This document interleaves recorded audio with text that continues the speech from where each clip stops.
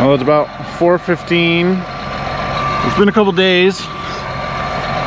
We had some issues with the baler. The dealer put a bunch of, you know, replacement wear parts on it over the winter, and I'm not really sure yet what happened. I haven't had a chance to talk to them, but they say they got it fixed. But we were having some trouble with the knotters. I think something got out of time, and so we had all 6 knotters would break all the top twines. And like I said, they seem to have fixed it now. We're gonna try and make some bales. They made a few yesterday. They're really dry. But sometimes you just got to make bales so that you can fix things. So can't even see the knots on these because there's so much dust, but we're gonna try. We're gonna see what happens. We're gonna make some bales. Hopefully it works. We're gonna get going, and then I'll take a little video after we get started. So okay, so we're good to go. We're baling now. I mean, fingers crossed, but I've made 10 bales already. So far so good. The dealer was here for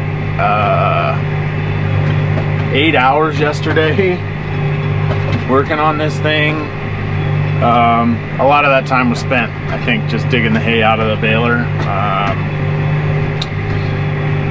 But I'm really appreciative of them, because, you know, a lot of dealers would go home. You know, the dealership is an hour and a half away from us, and I called first thing in the morning when they opened. They were here by noon, and they didn't leave till 8 p.m. And so,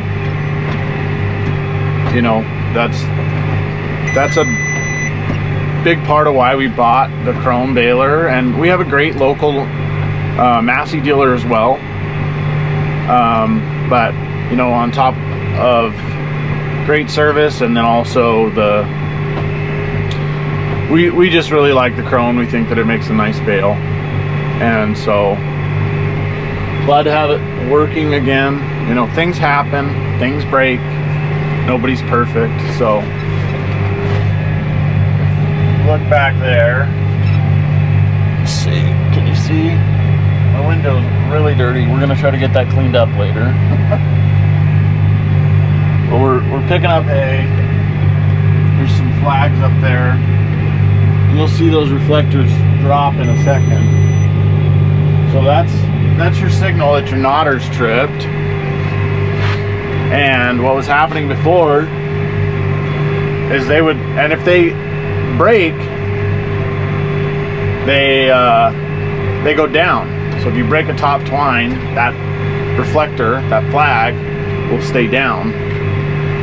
So what would happen before, as we'd be baling along, it would cycle. You'd see those knotters go down and back up, and then about a half a second later they'd all drop. And then the monitor here, this is our baler monitor, it would start going crazy. It would tell you you had broken twine, and so you'd get out, you'd rethread everything. And initially I just assumed, you know, early season jitters, whatever. You know, like I said, things happen. Things sit in the shed.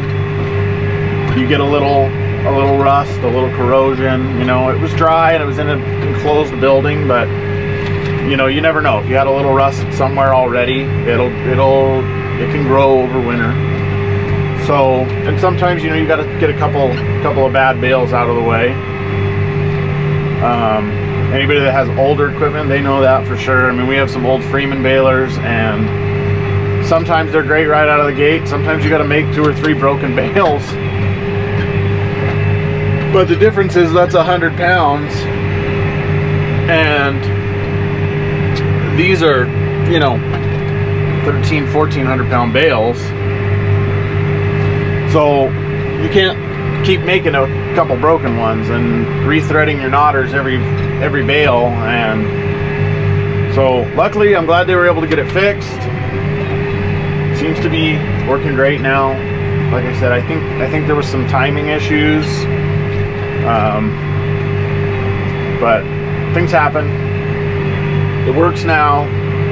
This hay's just right for baling. It's perfect. It's been sitting a couple days too long, but you know, that's more from a logistics perspective than a quality of hay perspective. I mean, ideally, yeah, the faster you get it off, the better, but as long as it doesn't get rained on and the wind doesn't blow it all over the place, you know, your quality's not changing just sitting there in the sun. And if you're able to make a nicer bale,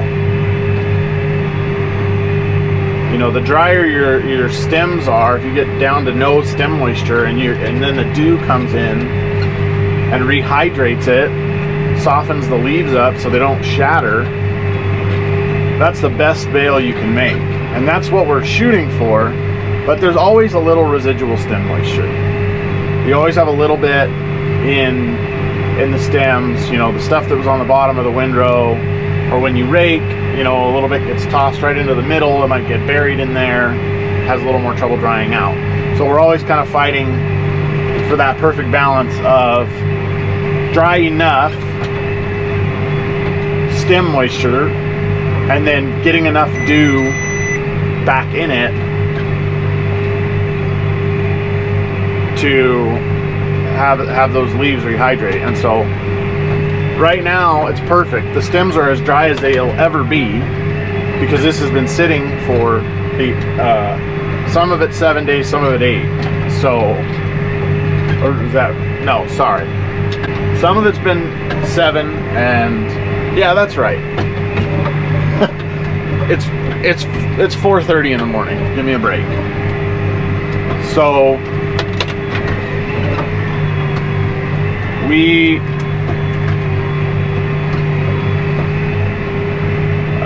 like I said, it's got no stem moisture left, and now the dew is coming in as we're baling here. And so when I got out and checked a few minutes ago, it was right 10-12%, just a hair dry. But you want to start a little dry, make a few bales, see where you're at. As the morning progresses, it's going to get wetter up until the sun comes up, and then it's gonna start getting drier. So there's kind of a sweet spot in there, and you got to make some that are a little too dry, and you got to make some that are a little too wet. And by too wet, I just mean, you know, more like 15%. I'm not saying bale up till 20% moisture and, you know, keep going. That's gonna cause, you know, heating. It's gonna make the hay either tobacco or you know, you mold, whatever, or worst case scenario, a fire. But I digress. So right now we're just right. We've got a little moisture meter here on the monitor. I don't know if you can see that. It's just a chamber side, you know, it's a surface level monitor, moisture meter. But it's a good indicator. It tends to run a little high. So if it says 15, it's probably more like 12. But if you know, I just got out and I used my probe meter and I checked, and I'm at 12%, and my monitor says 15%, then, you know, you can use that as a reference point. So now if your monitor in here is saying, you know, 18, 19%, well, you're fine. You're at 16%, maybe, you know. And that's for a small portion. Now, if it's 16% for every bale the whole time on your probe, it's time to quit. But if you're, you know, if you have a little bit, 16% here or there, that's not going to hurt anything. It'll dry out. depending on the weather, depending on how much other work we've got, we'll try to get these picked up today, but that doesn't always happen. So we might not be back here picking these up till tomorrow or even the next day, and they're gonna sweat.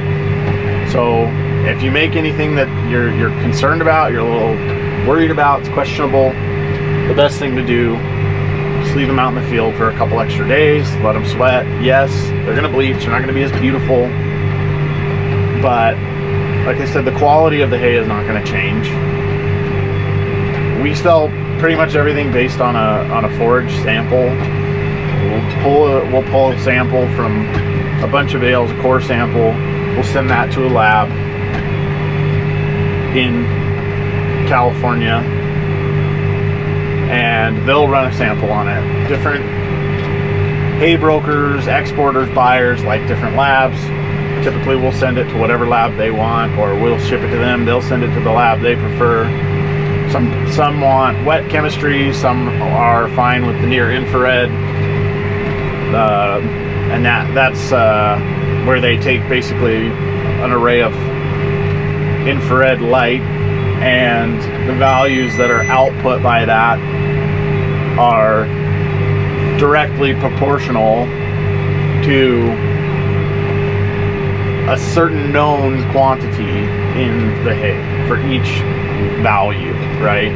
So what they do is they run wet chemistry on the sample to establish these values anyway. They run wet chemistry on the sample, they run the near infrared radio spectrography, I think. I'd have to look that up. And they call it NIR for short.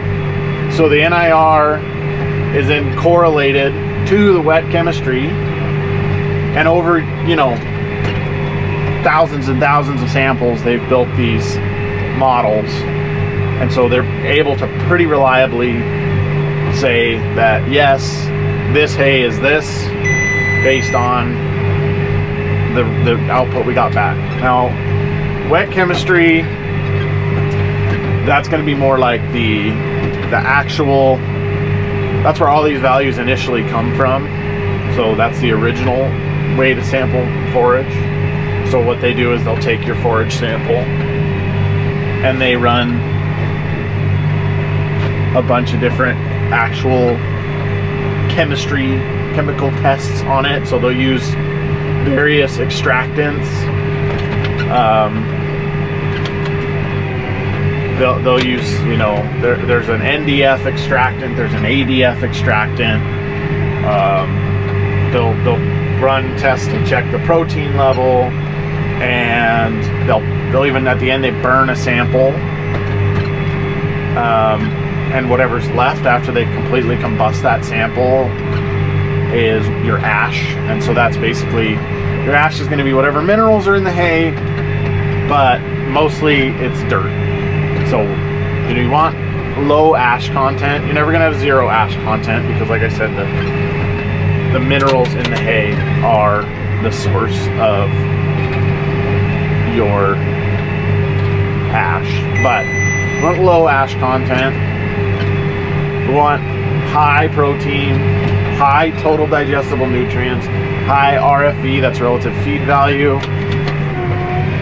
RFQ is the new one. That hasn't really caught on yet in my area with our buyers, our brokers. I'm sure it will. You know, up until recently, everything was purchased on protein and TDN, but TDN's kind of a tricky one because